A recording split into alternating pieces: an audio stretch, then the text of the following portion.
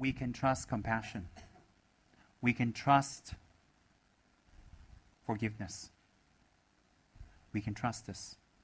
We cannot trust anger and deception and miserliness. We cannot trust.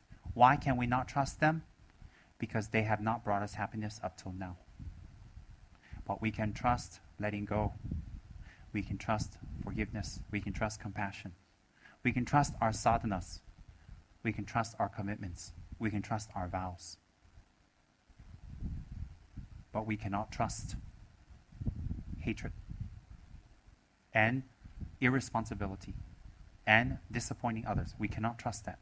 Why can we not trust that? Because that has brought us many bad results. Disappointment, pain, hurt, and people going against us. So therefore, if we don't want to trust the Dharma or truth, we will have to pay the price for that.